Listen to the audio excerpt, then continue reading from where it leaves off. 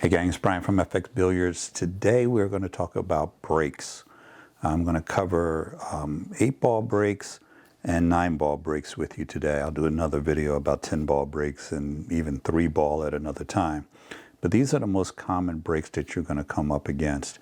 Now, there's going to be certain constants with this video and the breaks that we talk about. The one constant is on every shot, I'm hitting the cue ball below center with no English, just slightly below center. I adjust based on the position that I'm getting after the break. The other thing is I'm hitting with about somewhere between 60 and 80% of power. So I'm not trying to kill the balls. What I'm trying to do is control the cue ball and make specific balls, which we're going to talk about during the break. So let's look at the different breaks and talk about how you can have successful breaks. The first break we're going to look at is the second ball break. Now this is popular with a lot of amateur 8-ball players because you have an opportunity to possibly make the 8-ball on the break. Either way, you're going to get a lot of action out of the break. Now this second ball break should not be confused with the break I taught you guys in the video that I showed you how to rack and split up the balls.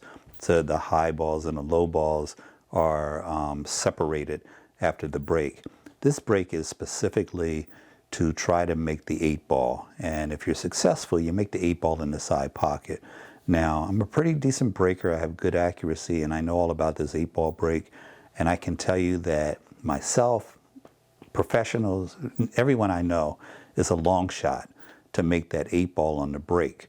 So I am not a big believer in this second ball break for a couple reasons. One, you're less likely to leave a table that can be run out, and you're more likely to not make the 8-ball on the break. What ends up happening is you have about 2/3 of the balls on one side of the table and a third on the other.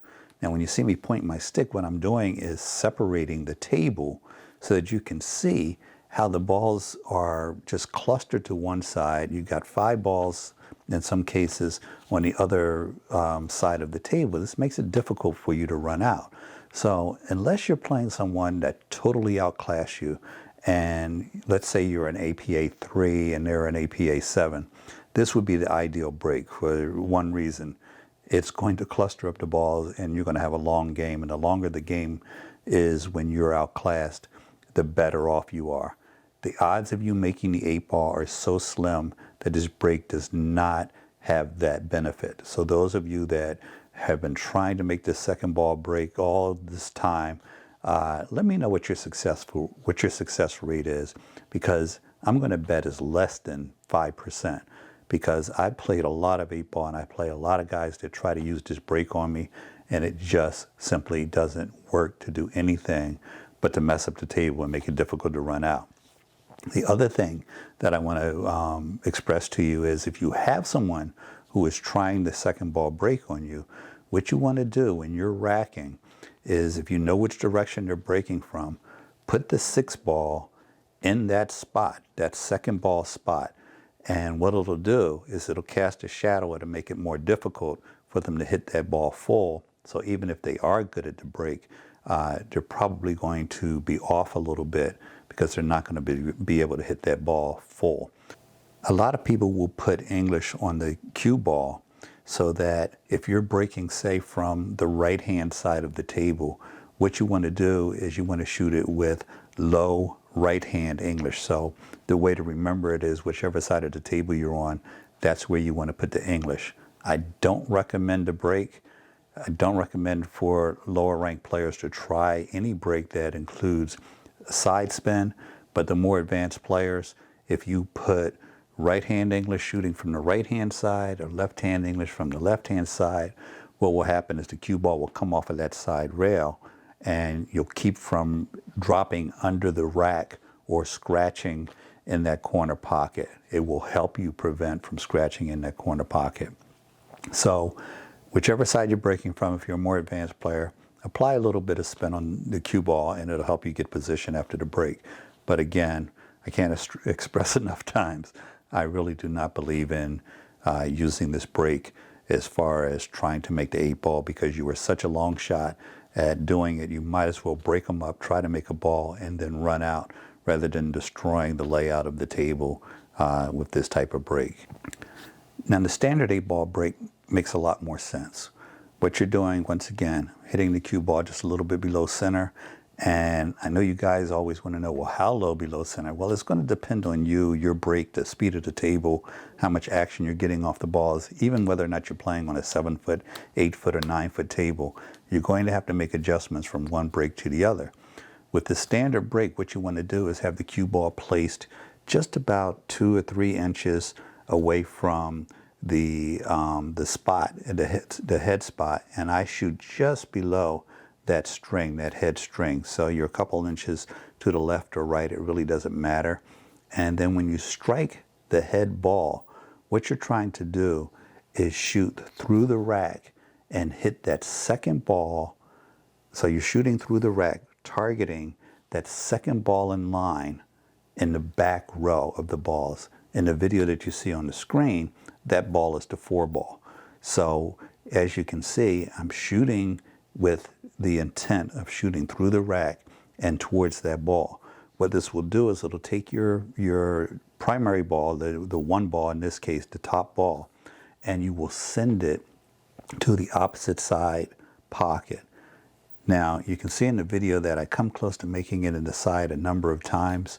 I'm not one of those guys that's going to shoot a video over and over and over again until we get that success, but I want you to see that the path that the 1 ball takes towards the side pocket, if it's not interfered with by other balls, it will go in that side pocket. So by making an adjustment left or right from one break to the next, but shooting the same angle, you will very often make that head ball. I'm a big believer that when you break, you should have a target in mind, whether it is to make the head ball, whether it is to try to make the 8-ball, or when we get to 9-ball breaks, you're trying to make that wing ball plus the head ball, or one of those two. But you should have a mission when you're breaking the balls, and your mission should not be just to scatter the balls. You're trying to make a ball, you're trying to control the cue ball. You have to have something in mind, not just breaking them up. And this is another reason why we break with a maximum speed of about 80% of what we could actually put on the ball, because it gives us more control. I know personally some of the most dynamic breakers in the world, and I can tell you that in each case they don't have good cue ball control because they smash the hell out of the balls. They've got these close to 30-mile-an-hour breaks, but the cue ball could end up God knows where. Sometimes it goes straight up in the air and comes back down on the table. So understand that you can either have good control or a monster break, and good control pays off a lot more than a monster break, because as you'll see with each of my breaks, I make balls. I'm a favorite to make a ball on the break, and at the same time I always shoot them lower than my full pace that I would be able to break those balls up, especially with 9-ball. Best breakers in the world these days are shooting 9-ball breaks, sometimes with a very soft break and with a cut break, which I'm going to be teaching you. And all of these breaks require you to hit the balls less than full speed. Now, when breaking a 9-ball, we basically have 2 choices. We have the rail break, left side or right side, and I encourage you guys to learn to break your rail break from the left side and the right side. And the reason is, in future videos, I'm going to be teaching you which side you should be breaking from depending on how well the balls are racked, if there's any gaps in the rack, and also the location of specific balls, particularly the 2-ball, in the rack. So if you're playing in a league that does not require you to put the 2-ball in the back of the rack, which is starting to be the case because everybody's figured out the 9-ball break. But if you're playing in a league that lets the 2-ball be placed anywhere, then you'll have people rack for you where the 2-ball is in different spots. And I'm going to teach you how to break depending on where that 2-ball is, and also depending on where there might be any gaps in the rack. When you see players look over and look for gaps in the rack, they're looking to see which side they're going to be breaking from a lot of times, not just asking for re-racks. These days, people who are using magic racks, will not find gaps in the rack most likely. So where you're breaking from is going to be dependent on where that two ball is. And the reason the two ball is so important is because we can control the one ball on just about every break. We can play it in the side pocket, we can play it in the corner pocket. It is, it is a very controllable ball. Usually we're able to bring it back down table from the point that we're breaking from. But the two ball, if we can bring the two ball back down table where we're breaking from, then we're going to have a great advantage when we start our run out, going from the one to the two. It's almost two balls that we can count on each and every break. So these are things that you'll learn later in future videos, but practice breaking from the left side and the right side. Now, when I shoot the rail break, what I'm doing is I'm aiming towards the diamond that you see me pointing at. Now, a lot of guys will have a difficult time aiming at that diamond, but you're playing that one ball as if you're trying to hit that diamond. What I also do at times, especially on larger tables where it's harder to judge where that diamond is going to be, is I will shoot for that gap in the back that lines up with that diamond.